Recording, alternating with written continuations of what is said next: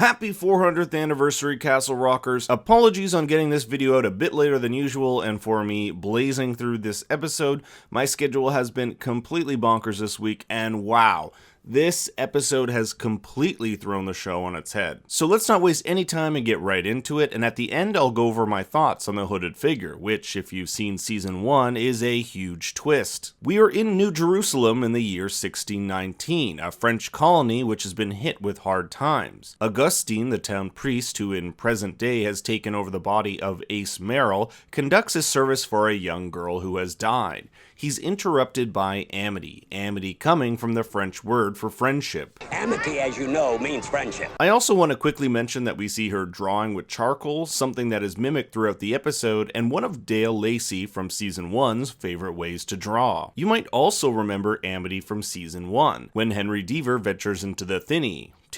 I don't know how to pronounce it. If you want to know more about that, I suggest you watch my Season 1 Episode 9 breakdown, which I'll link below. She says the land is cursed, something her father, Marius, does not believe. Her disobedience, combined with fascination of the natives and her affair with Father Augustine, caused her and Augustine to be banished, which in 1619 was basically a death sentence. When all seems lost, she's approached by a hooded figure on the very cliff where Henry Deaver killed his father in Season 1. And we'll definitely be coming back to that. Back in present day at the Marston home, the settlers have begun work on a mural depicting the events of Amity's rise to prominence. We'll see several of these pictures throughout the episode, but there's one in particular that is quite foreboding, a floating angel atop a burning city. Now this could either be a nod to the kid and the fires that gripped Castle Rock last season, or something that has yet to happen. Annie is detained at the lodge and questioned, where she states that the death of Rita was in self-defense.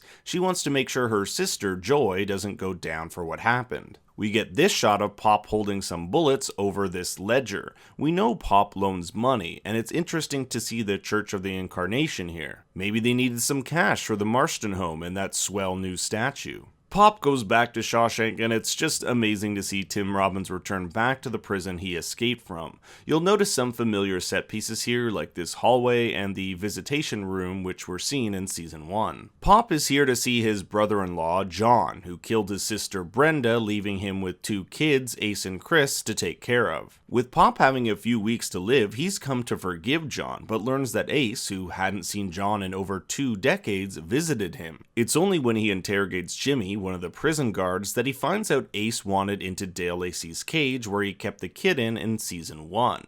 Even stranger is that the cage was locked, and the only thing left inside were some prison-issued clothes. The last we saw of the kid was the end of season 1, where Henry Deaver kept him locked up. So unless this is some alternate Castle Rock universe, something happened between then and now. The locked cage suggests he made his way out, perhaps through a thinny. Back in 1619, Amity arrives back in New Jerusalem with food. She tells them she was visited by an angel. While seen as a blessing, her father says it's witchcraft. Augustine goes on to call her a prophet, but my guess is that her prophecies all come from the kid who has come from the future. Ace is with his followers, telling them almost all 38 of them have their vessels. They've decided to make their first move in front of the church, what they consider a temple to a false god. The only problem is that their vessel, Annie, has been taken into police custody. He assigns Patrice to take care of it, but later finds out Patrice was unsuccessful and even questions Ace's decision to have Annie as the vessel. They have only a few days left, and Annie is on all sorts of meds that we know can affect the transformation, aka the weaving process. Patrice's questioning later finds him burned upside down when Abdi discovers the burning crosses.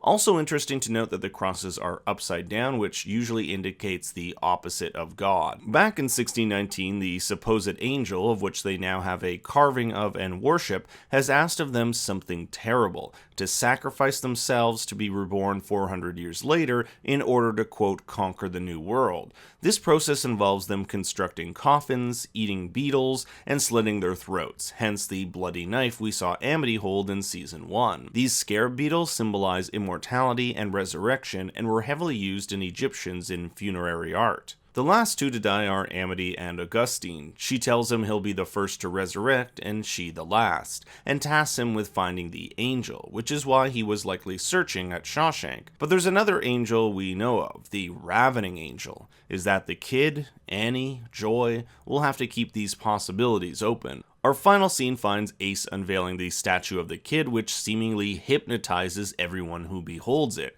Everyone except for Pop, who was pushed aside when it was unveiled. Ace has something big planned, but for it to fully take effect, he'll still need to resurrect Amity. We also don't know to what degree this hypnotization will take hold. Is it temporary, or are all the townspeople now under his control? But the biggest shocker of the episode is the revelation that the kid from season 1 is this supposed angel. Now, season 1 left it very ambiguous as to the motives of the kid. Is he good or is he bad? If it was indeed the kid who told Amity to burn her father on an upside down cross, kill all of her people, and conquer the world when she's resurrected, then it can probably be safe to say he is evil. Now, the current theory going around is that the kid is the Crimson King, an immortal being in the Stephen King universe who is said to be the same species as It, which would be ironic since Skarsgård plays It in the films. The Crimson King is also known to control minions such as vampires as well as humans. In the book Salem's Lot, it's vampires who take over the Marston home, and it's looking a lot like the kid has control over the people in the Marston home through Amity. The kid never aging also matches with the Crimson King's immortality, and because he is supernatural, it could explain him being able to escape Lacey's prison. The other connection this episode didn't focus on are the letters Nadia found in Pop's drawer, the ones between Dale Lacey and Alan Pangborn, which likely discuss the kid. Why would Pop have these letters, and to what extent does he know about the kid in the cage? It's possible Pop had these letters as blackmail. I would imagine a prison warden and former sheriff working together to hold a prisoner in captivity would be quite the story. But with both of these characters now dead, why does he still have them? We're gonna have to stay tuned until next week for more answers, but this episode was a great way to ramp up the story going into the final 3 episodes. I hope you'll give this video a like and leave a comment as I have more Castle Rock videos coming out. You can also follow me on Twitter at ThinkStoryYT. Until next time, remember, Daddy loves you very much.